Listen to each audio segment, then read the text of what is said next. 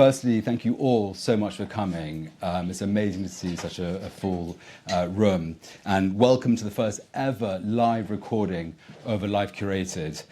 I started Life Curated about 3 years ago when I'd been listening to a multitude of podcasts, and I thought, you know what? I can do this myself. I have a deep, deep-rooted love for art, and I love chatting. So I just thought that combination was a winning formula that I hope other people will listen to. I really consider my guests, and they are leading voices in their industries. They're at the top of their game. They're great storytellers, and they love their art. And they are people, previous guests have included Dan von Furstenberg, Nicole Fari, Ivor Bracker, John Pawson. It's all listed on a lifecuratedpodcast.com.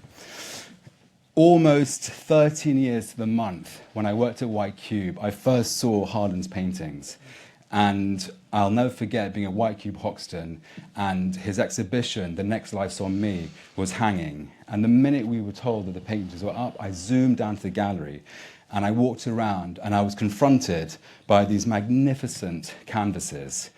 And please forgive my non-art historical references here, but I found them original, human, relatable, and super cool. Harland's genius is that he manages to integrate incredible wordplay, which is often sardonic, satirical, nostalgic, with a really, really subtle colour palette, which is all framed in a really relatable book format.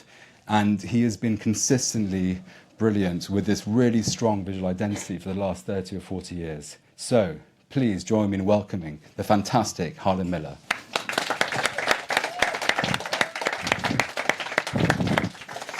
Thank you, Nolan. So, I'm not going to lie, I was on the way here in the Uber and I was looking through your photos and I paused on, you can always rely on me, I'll always let you down. So to see you here is an absolute relief. Harland, I'm really actually not joking. I thought it was you having a go at me. No, Harland... you can rely on me, I'll always let you down. I'll always let you down. Yeah. You can rely on me, I'll always let you down. That's right, yeah. Okay, so my very first question, I ask every guest. Okay. What was your very, very first art memory? Oh, blimey. Actually, that's funny enough, I was thinking about this today, because it's Halloween. My very first art memory, I think, was formed when I was about 6 or so. In a large old, quite gothic house in Harrogate, in Yorkshire. Do you know Harrogate? No, I've heard of it. Okay, and the house was called the Beeches.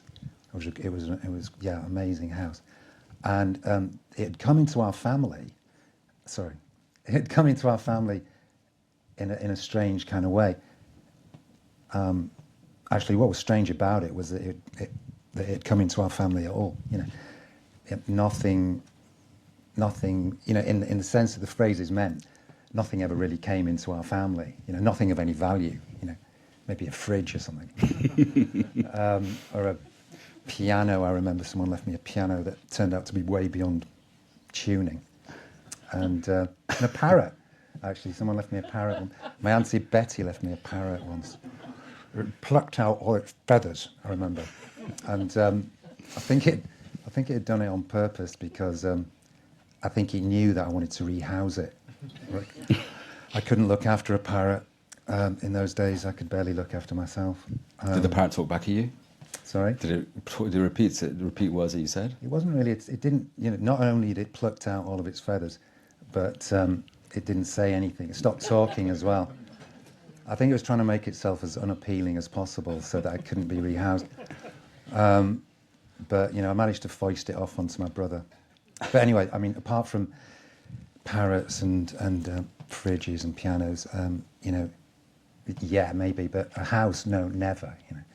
And especially a house like the Beeches, you know, that was like something out of the Addams Family. And but it came to our family. It came to us through my Nana May, who was just an incredible lady. She'd been a nurse all her life, and towards the end of her career, a long career, she'd made matron And it was at this point in her life that a woman that she knew was known to her called Dora Lambert came up and said, Dora wasn't well, and she said, would my nana go and live with her, be a live-in nurse, paid companion, amanuensis, in her big house in Harrogate, which was the Beaches. And my nana said, no, I shan't come. And she said, because I've got this position, I've made matron, and I've got a nice little cottage that I like. And if I come and live with you, if I give it all up and come and live with you, that's great while you're still alive, But, if you die, and let's face it, Dora, you're not well, your family will turf me out, and I'll be out on the street, I'll have no job, no position, nowhere to live. And I imagine probably if you'd probably find it hard to find another job if the last person you were looking after died after a couple of weeks. But so Dora said to her, this woman called Dora, who came to know as Aunt Dora, Dora said to her, what about if I leave you the house in my will and the contents? And it sounds like quite an extravagant gesture now. Very, just saying it. But back then, after the war, people didn't want those big old houses. They had so many problems with them. I've got a kind of they always needed so much money spending on, and I've got a memory of those kinds of houses standing empty, just getting vandalised and everything. It's quite a sad sight, really. So, it probably wasn't such a crazy idea as it sounded.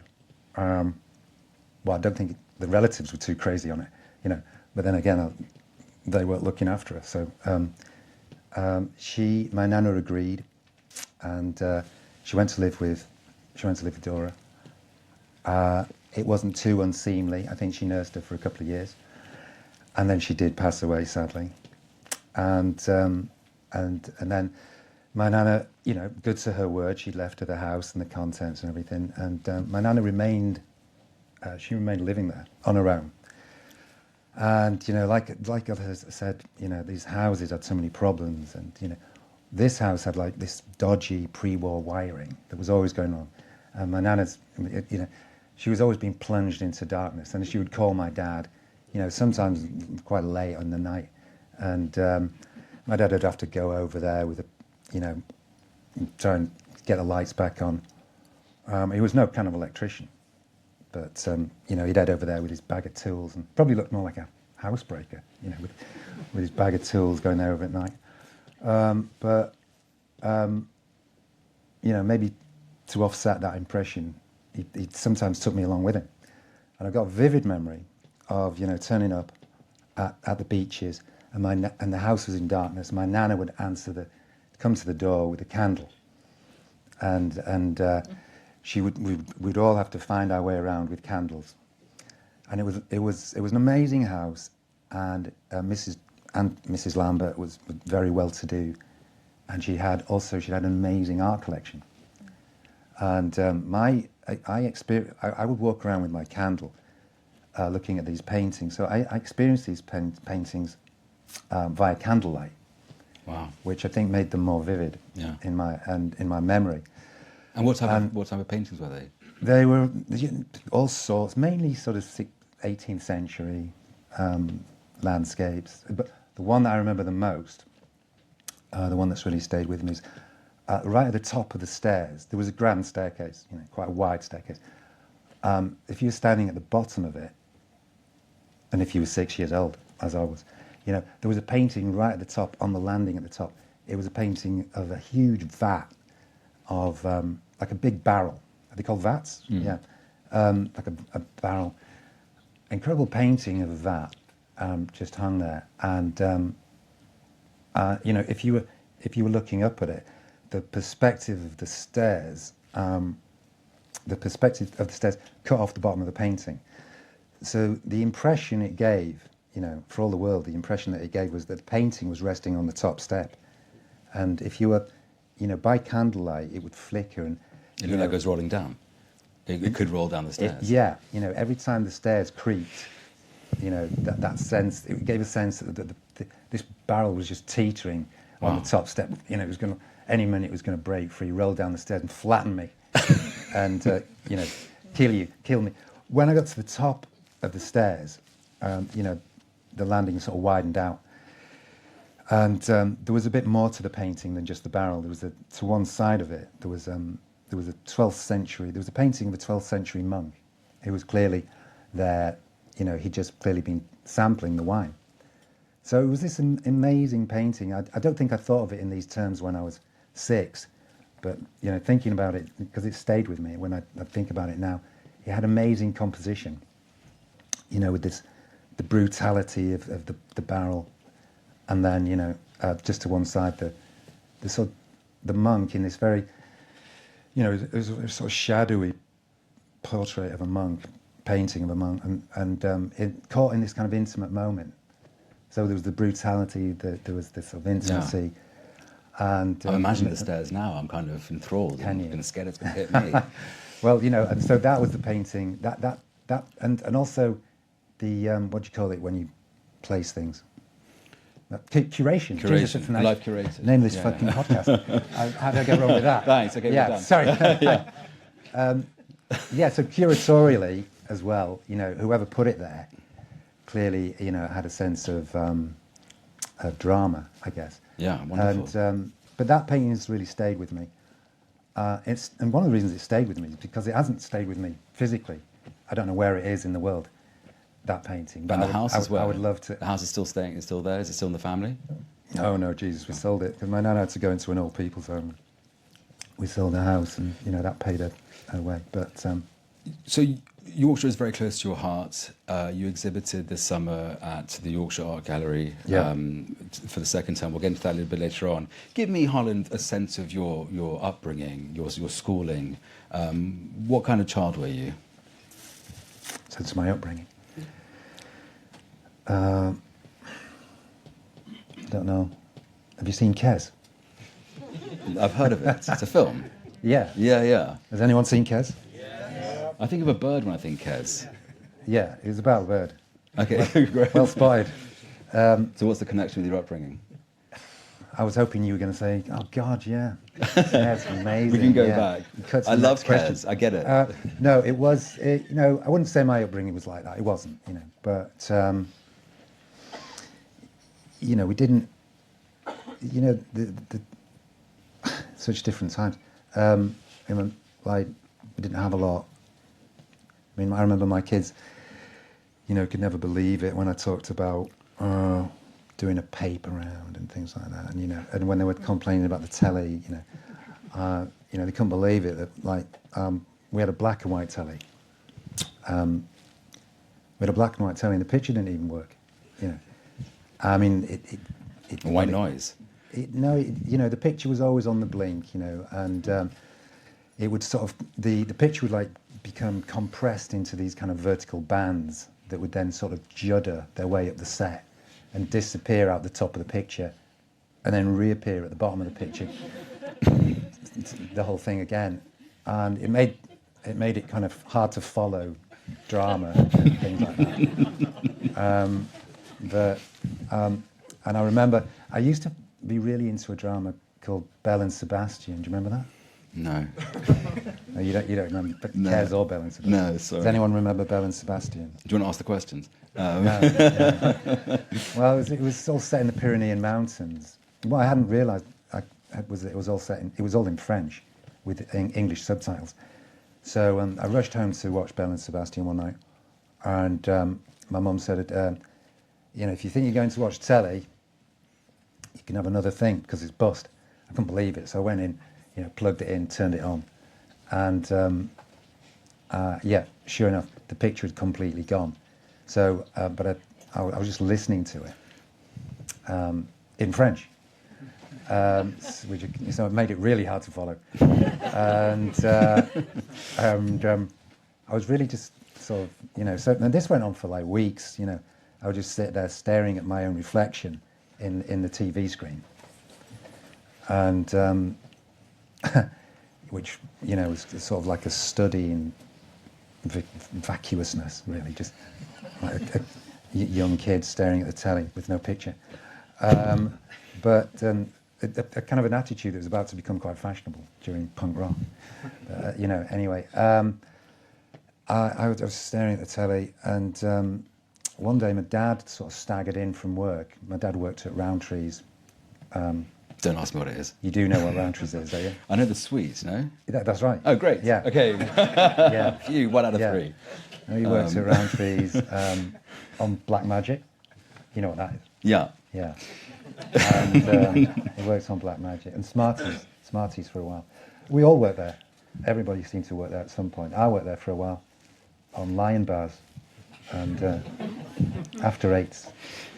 Definitely know those, yeah. You know those? Yeah, that's because you're so sophisticated, yeah. Anyway, but my dad staggered in with this, what I thought was a new telly.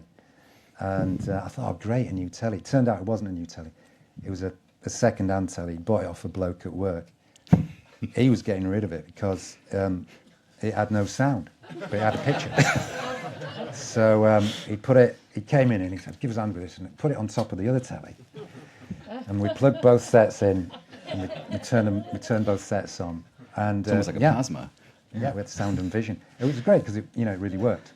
So one played the sound and the other one had the... Yeah, you had to plug them both in. Then you had to sync them up. Because, you could put it on and there'd be a guy reading the news, but he could be... Scooby-Doo could be playing, something like that. So I found that quite fun, but it was easy to sync up because there was only 3 channels back then. And yeah. I listened multiple times to this wonderful story of your first commercial success at school in Yorkshire. A guy called Big Kev, Jackets, Shaking Stevens. Yeah. Could you just quickly recount that, because it's a fabulous story. It's actually rather heartwarming as well. I told that story. It's a really long story.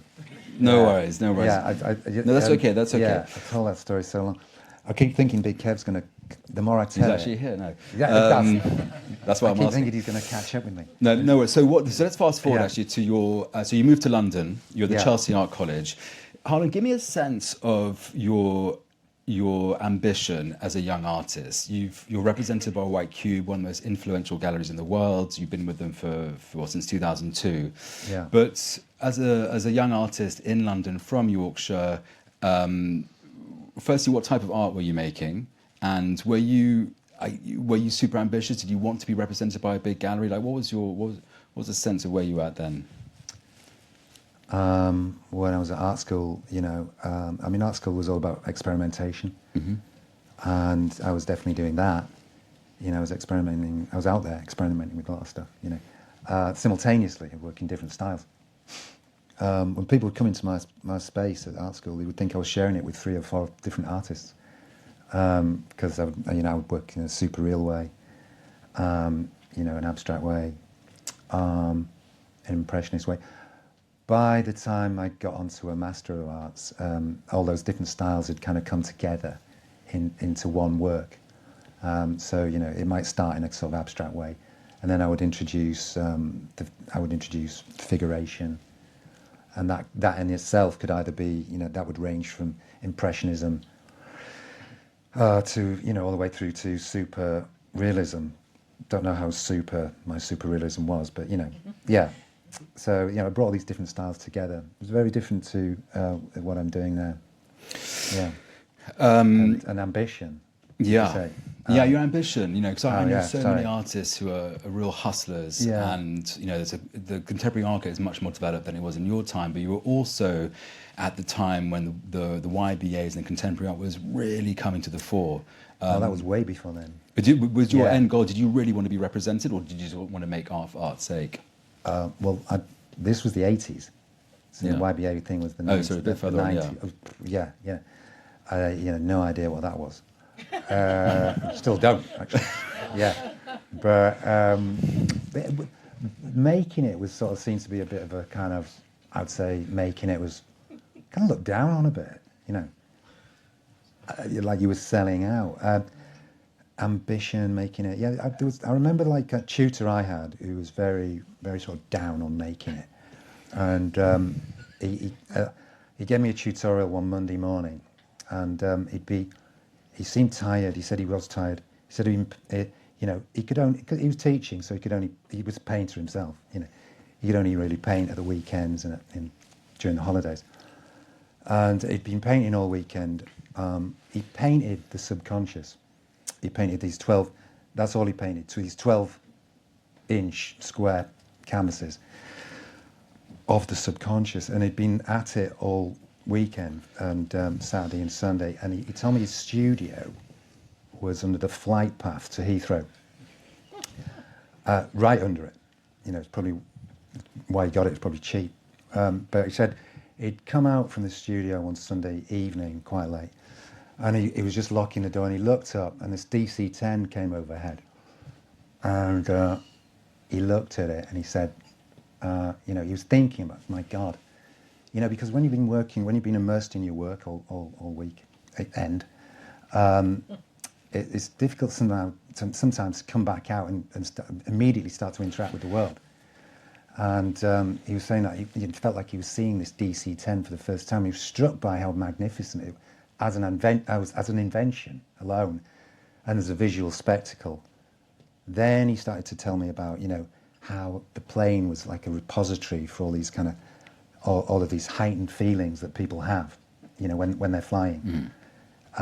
People on their way to like meet a lover, and people on the other way, broken-hearted, people coming to start a new life or going on all of this heightened feeling. He felt that compared to all of this, his paintings of the subconscious were just inconsequential, and he felt very kind of enervated and depressed by this. And I was sort of trying to picture the scene. I was thinking of the DC-10. And then I was thinking of his unresolved paintings of the subconscious. I can't even imagine what they look like. So I said, it was my tutorial, but we slightly changed roles, and I started to like try and buck him up a bit and say Stuart. It's called Stuart. I was like, what? Maybe try thinking of it in a different way. Maybe try thinking that you're try and incorporate the DC-10 idea. Maybe how about this? How about you think that the DC-10 is conveying you and your paintings of the subconscious, to New York, to a really cool downtown gallery in Manhattan. You're gonna have like your first one-man show of your paintings of the subconscious. And he looked at me. He looked at me like I was crazy, or I don't know. I mean, he looked at me as though that was a really distasteful idea somehow. To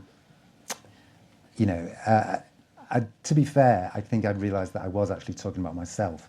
In terms of ambition, it was my ambition at the time to move to New York.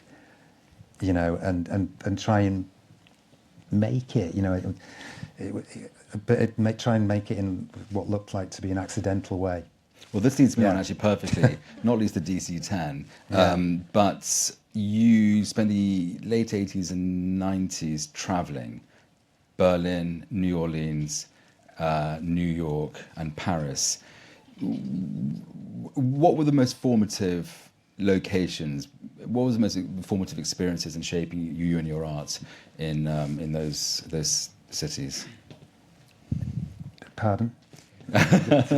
When you went traveling, so you went traveling. You went to Paris, you went to Berlin, New York, and New Orleans. Was there a particular place that really made such an impression on you? And why did you pick those locations specifically? I mean, I'd like to talk about, my life in Paris, New York, Berlin, New Orleans, and, what happened to me there and how it affected me and how it affected my art. But I'm hoping to get dinner at some point this evening, So, I mean, I did go into these quite a lot in a memoir that I recorded for the BBC. So if you're interested, you can check that out. It's called One Bar Electric Memoir. Yeah, well, actually, it's my next question. Yeah. I mean, what I can say is that, you know, every time, what I can say is that I'm really grateful that I did that. I'm glad I did it. Every time I think Robert Rauschenberg said that every time he changed his studio, his work changed for the better, I think. And I can vouch for that. He was only talking about within Manhattan. You know, if you change country, you know, your work changes. You know, it really changes quite radically. And you know, I'm glad that, you know, I worked and lived in all these different countries, because otherwise I don't think my work would have changed in those ways. And you know, as I say, I'm grateful for that. Let's talk about your writing before we talk about your paintings. Yeah. In 2000, you wrote this rather brilliant book, Slow Down Arthur, Stick to 30, which I highly, highly recommend. It received critical acclaim, and later that year, you also wrote, At First I Was Afraid, I Was Petrified. Can you tell us what inspired this book? God, yeah, I wrote that book in 1998 or 9, I think 1999.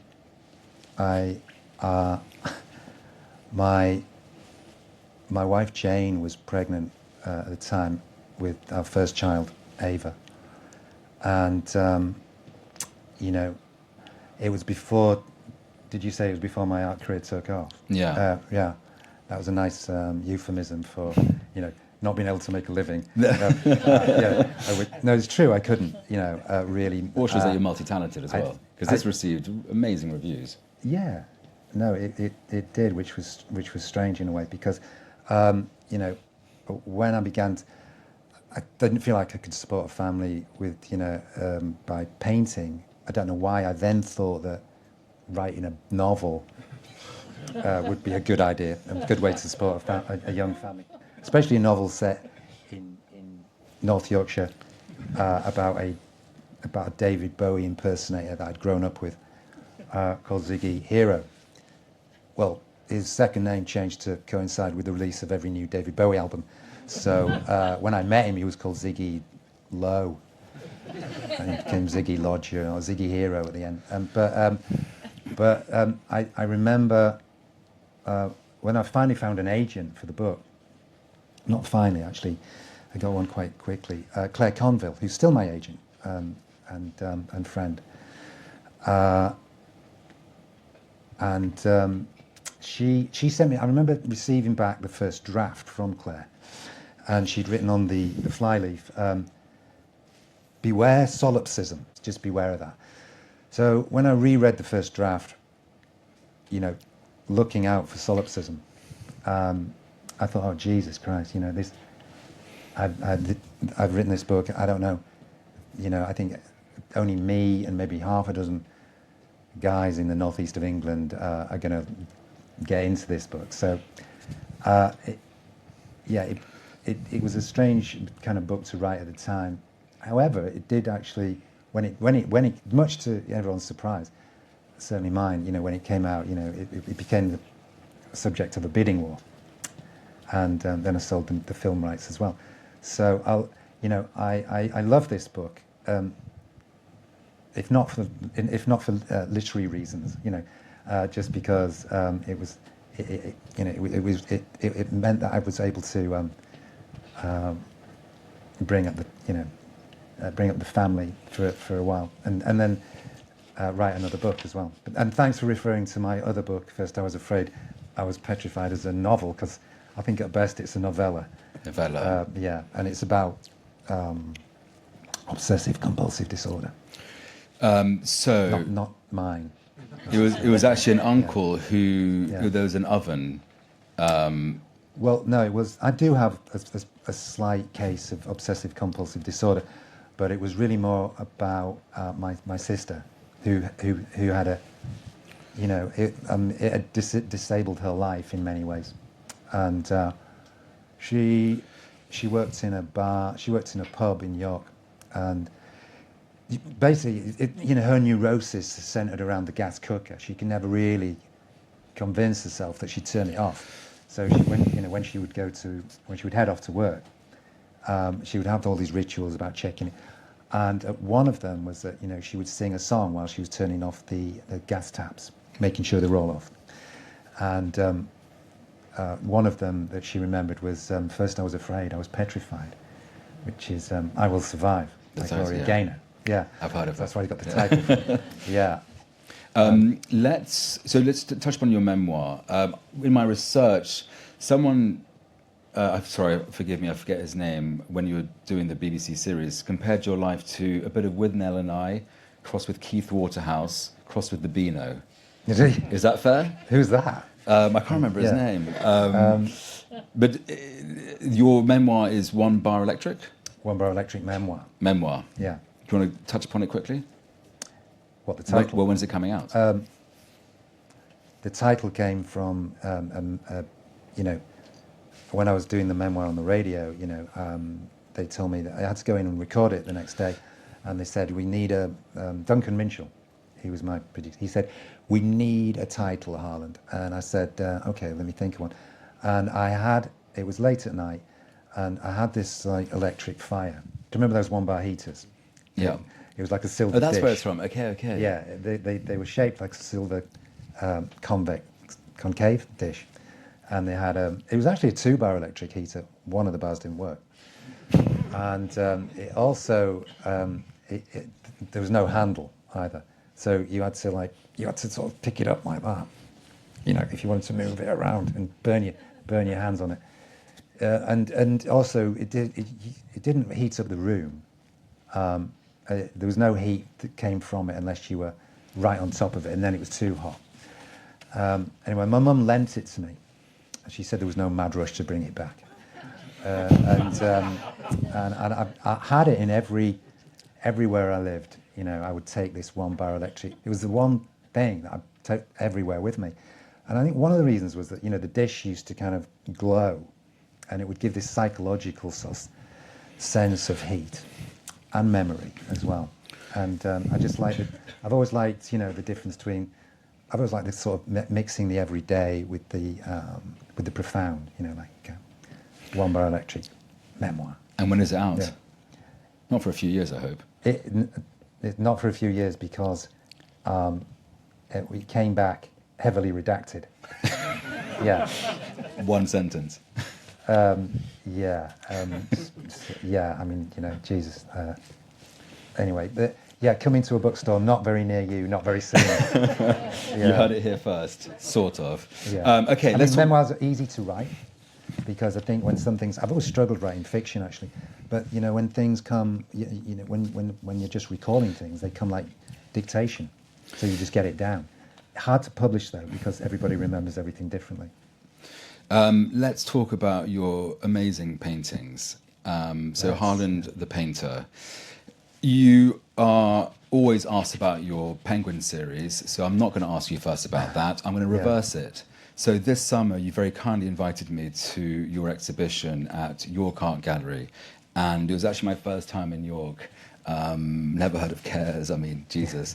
And it was a mixture of your letter paintings and your hard edged works, which I know you don't quite like the term, but there's been such a huge evolution from your Penguin book covers to that. So let's work in reverse. And I just want to mention that this magnificent book here, published by Phaidon, contains all of the letter and hard-edged paintings as well, of which some of them you'll see here. This is a real mix of paintings of Harland's work over the years. Can you just tell us how your work is? I know it's a long period because you've got so many different series of bad weather paintings, the self-help books, self-help paintings. But from your Penguin titles, which are incredible and so iconic, to these extremely graphic, kind of really powerful paintings, how's your work evolved over that period of time? Which I know it's a big question. That's one of them, for example. How's it evolved? Well, I made a painting about this, actually, called Must I Evolve? But I, you know, I think what people don't necessarily know is that, you know, before the Penguin series, I was painting. Books were always you know, a source.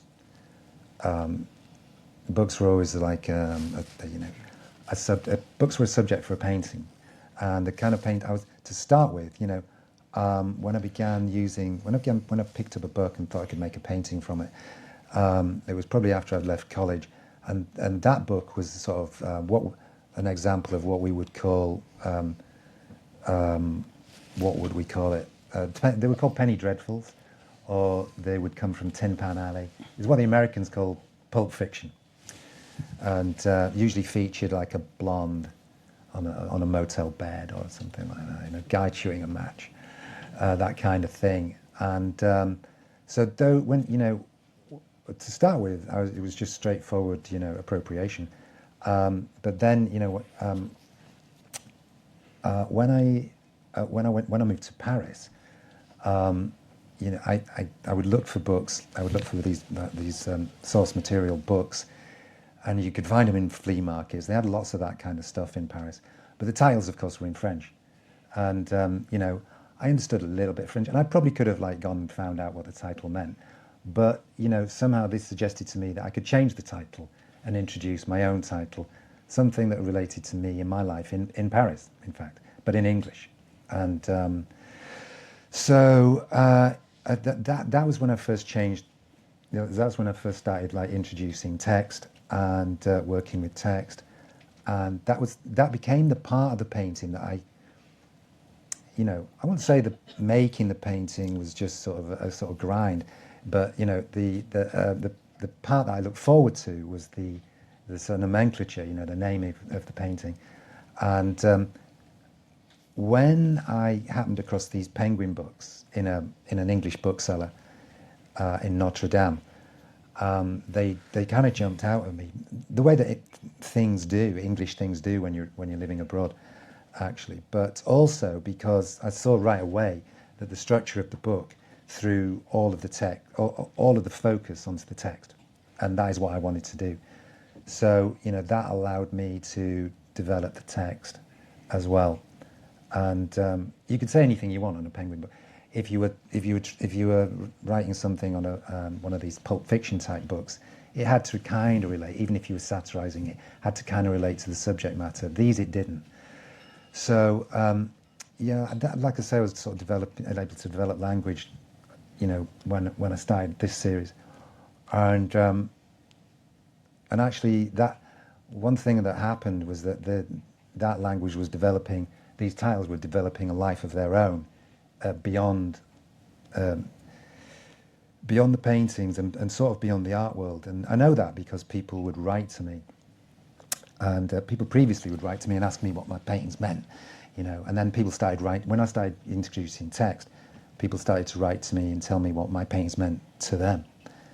And how did you take that? Did you really enjoy that, or were you like, no, that's the wrong way to interpret it? No, I really enjoyed it because it saved me a lot of hassle, you know, trying to explain to people, because some people would like write to me and ask me what my paintings meant, and they really wanted to know, and some people would write to me and ask me, you know, like literally, what the fuck does this even mean, you know, and it was in a way it was easier to answer those people and to answer the people who really wanted to know. So when people like started to talk to me about what it meant to them, that was a real relief, actually, yeah. But and you know, people, I have a stack of letters by now of people who've sent me, you know, told me rather, you know, what my work means to them, and you know, I always use the example of the woman who was.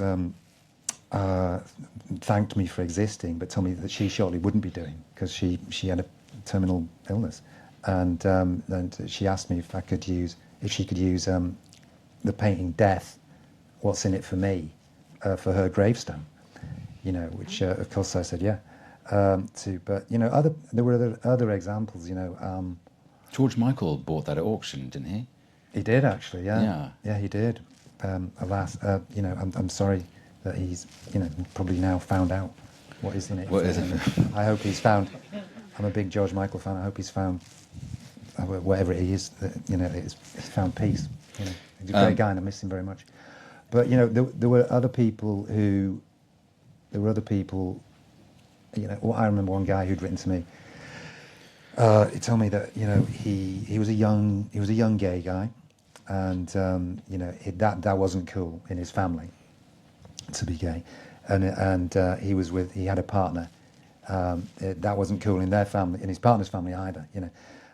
But they said that if they were together at a family event and they wanted to talk to one another about how they felt about one another in that moment, they had basically, he said they'd committed to memory all my titles.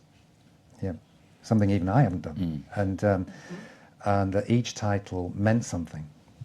So if they wanted to, if one of them wanted to say to the other at a family wedding or something, I love you. Instead, they couldn't say that. So instead, they would begin a conversation about my work, and they would say, who cares wins. I like that one. Yeah, wonderful. And it sent me a list of what all of this whole coda, if that's the term I want, and all the way down from I love you to I want you, and which title meant, and then quite all the way down to sort of quite graphic descriptions, what they wanted to do. Is that a new series coming out? No. So, no, I mean, but I wouldn't want to betray that confidence. But otherwise, I'd publish those letters, But I was always amazed at what this small group of words could achieve, actually. And at some point, I just thought, I want to go the other way and start using as little language as possible.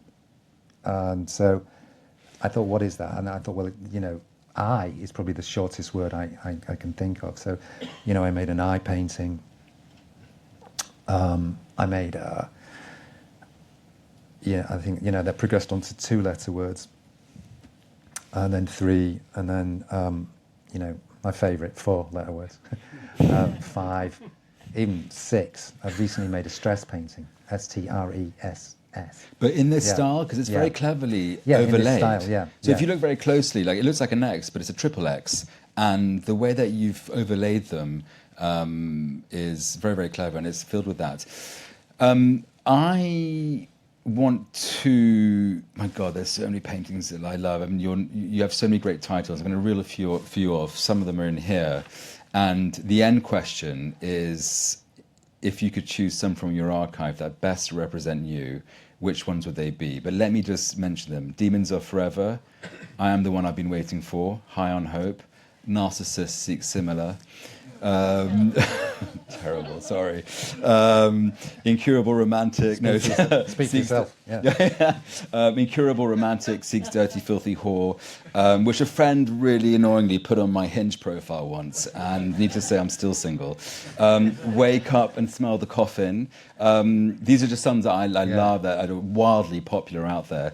Are there 3 paintings that are really close to your heart that you've created that you would have permanently in a that represent you? Represent me. Or maybe not. Actually, it's funny that you should ask me, or even perspicacious, if that's the word I want, because that you should ask me this question around this time, because a really, really dear friend of mine, Stuart Borman, recently passed away. Sorry.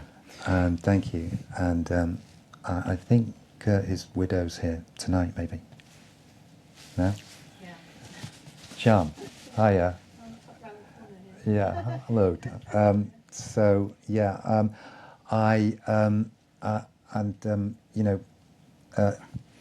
Before his funeral, which we called a party, I actually spent the week before painting his coffin. Wow. I mean, at his family's behest. I didn't just break into the Chapel of Rest with my brushes and paint. And, that's right, isn't it, Sean? You can give me an alibi. But Stuart had loved my work, and you know, he would always come up with titles that he thought would be. He'd always say, "Here's one for you," and you know, we knew each other very well, and so it was easy for me to say, "That's a terrible idea," you know, and he would say, "Oh, what about this?" And we would riff on them, and sometimes we would get a good title out of it. But after he passed away, his daughter Izzy had found a jotter in which he'd written. It was called Ideas for Harland's Paintings. You know, Ideas for Harland, and we went through them all to see if any of them would be appropriate, you know, to paint on his coffin. Which we weren't even calling a coffin; we were calling it a painted cardboard conveyance, I think, at that point. Everything about the funeral, you know, was you know, turned on its head, and so there was nothing in this jotter that was appropriate, actually, and so we started to look through my titles, and which ones, you know, we thought could be appropriate. Just reminded me of it when you know said, "Wake up and smell the coffin." That wasn't quite right, you know. Tonight we make history. P.S. I can't be there. That was another one that we considered, but in the end we lit upon Too Cruel to Die, and you know, I painted that in pink on a blue sky background. Fabulous! Wow. Yeah, and you know, because when a coffin comes into a funeral service, it immediately it starts vibing out, you know, this heaviness, you know, and this didn't. So it really worked in the way that we wanted it to. So much so that, you know, other people came up to me after at the wake. A few people came up to me and said, you know, would I do theirs? You know, they weren't ill or anything. They just sort of liked the idea of, you know, they just thought it was a great idea. And, you know, somebody even asked me, what would I paint on my own, if I was to paint my own coffin, which is a little bit like the question you just asked me in a way, because you would want something on your coffin that summed you up, wouldn't you? Yeah. I couldn't answer them then. What would your gravestone and I couldn't say? answer them. I can't really answer you now. No? I don't think so. Despite Milligan had, I told you I was ill. I told you I was ill, yeah. Yeah. Yeah. I'm really conscious of time and I want to open the floor up to questions. But however, and this is really an exclusive, it's the first time I've ever asked this question in 18 episodes. Harland, if you, it's a little bit like what I just asked, but if you were to curate an exhibition of your life, Yeah. which significant moments, bad and good, would you include that shaped you as a person, as an artist, and as an artist? Do you want to repeat it? No, I think I got it. An exhibition of my life that would include the most significant the moments. best and the worst, or the most significant moments of my life. But that ultimately shaped you into the person you are and the artist you are. God, I don't know. I don't know about an exhibition, but you know, it's actually funny you asked me this because I have a recurring dream. Do you ever have recurring dreams? Yeah, I had the weirdest dream last night, which I'm not going to repeat. But Okay, like, I don't dream that much. But yeah, no, it's so weird. But anyway, go on. I have this recurring dream that I haven't had it in a while. That I'm walking down the street and I walk past a cinema, not a gallery, but a cinema, and the cinema, the above the cinema, it says the cinema is called the Self-Help Cinema.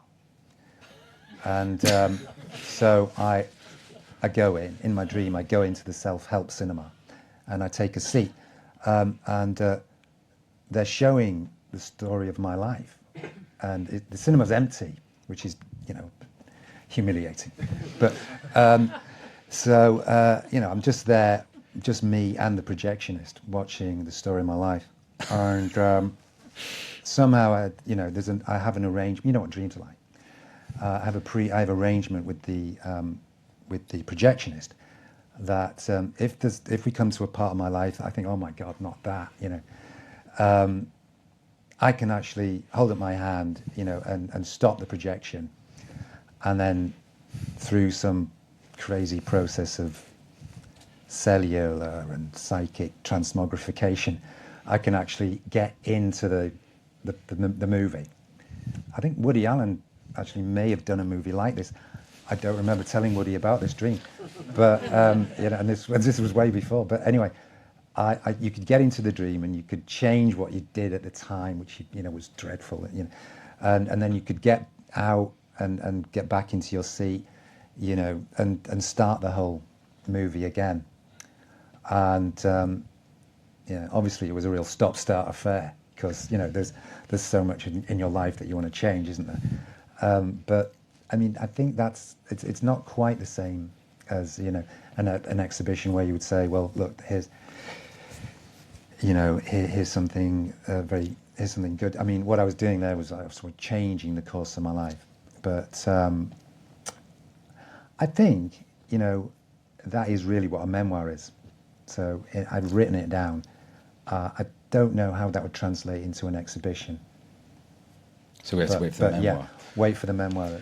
So my final the question, question, which I always ask every guest before we open up to the floor, so I hope you've got some fantastic questions ready. Who would you commission to do your portrait? You can have two, living and dead. Oh, yeah? Oh, yeah. Well... You're walking past a cinema, it's Yeah. a self-help cinema, Yeah. and there's a portrait booth. So living, who would you commission out of all the artists that you know to do your portrait? Living, I don't know. I mean, dead, you know what, I was thinking about this the other day, not this question, I was hearing it, but when there was because of my art collection, my foundation is called my own art collection is called the Vincenzo Perugio Foundation. The guy who stole the Mona Lisa? Yeah, he was the guy who broke in. Well, he didn't break into the Louvre. He was the museum guard. Yeah, he walked out with it. Yeah, he walked out with it, and you know, and the prefect of police were baffled for months, and then I don't know how they got onto him, but they eventually got onto him, and they bust into his little atelier, little studio apartment in Paris, and Vincenzo was he cooked dinner. He had a studio apartment, kitchen there, little table here, and having dinner, and Mona Lisa there, and I just loved that story, and for one reason, you know, I think there's a difference between going to look at art in a gallery and you know living with it. You know, it's much more intimate to live with something. He saw it every day, you know, but couldn't get enough of it. So, you know, he took it home with him, risked prison and everything. No, he couldn't actually invite people around to see his collection either. Say, must come and look at my new Leonardo. So would Leonardo be the one? So who would commission your portraits? Dead, Leonardo. Leonardo. Da Vinci. Yeah, if it was for my own Vincenzo Perugio Foundation. Yeah. Fabulous. Alive, I just don't know. Must be someone, no? I'm not really up on portraiture at the moment, you know, but let me think about it. Sure. Just sprung that on me. Okay. Yeah. Okay, so we are going to open up to the floor. Who has a question for Harland? There must be someone. That's brought drinking time sort of forward. Any artists out there who want to ask a question? We have a roving mic going round. No? All right, well, I'll ask my quick fires. Obviously, so comprehensive. Exactly. So let's. So I'll go to my quick fires. Favorite film? There might be quick questions, but you know, is it Slow possible to have questions. a favourite film? Cares. Yeah. Cares. There you go. Yeah. Favorite song? God, give me Shelter. Oh, nice. Rolling Stones. Really? Yeah, I think that wonderful. song's just got everything. Yeah. Favorite hobby outside of work, outside of art? What do you love doing away from the art? I like swimming, even though I had a swimming accident at the start of the summer. But yeah, I do like swimming. I start every day swimming. Other than yours, favorite book? No, not Cares. Jesus, favorite book. I like The Brothers Karamazov by Dostoevsky. And that seems to have everything as well. And a historical figure that you most relate to. Jesus. Really? Well, no, Jesus. Yeah, Jesus. I mean, obviously, right? Yeah. And that's it. Okay, and favorite food? Bread and wine. No, favorite food? Favorite food? I know it's cliched, but fish and chips probably. Oh, Yeah, nice. Yeah. Have faith in cod. Have faith in cod, indeed. Yeah. I do. Yeah. Harland, you are amazing, and I am so thrilled that you said yes to this. I'm really, Yeah. really honoured that 13 years later, we've actually met a couple of times before. I'm actually going to tell you, it's a very small story.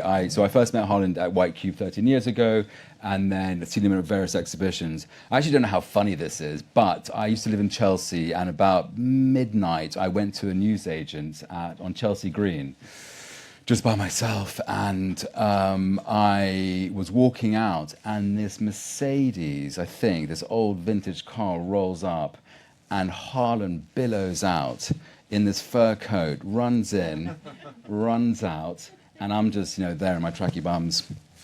Who says that? And he stops and goes, "Hey," and I went, "Hey," and then in this flurry of all sorts, he just zoomed off, and that was about 8 years ago. So hey, thanks for coming back, and that's it. Yeah. So just a couple of quick announcements.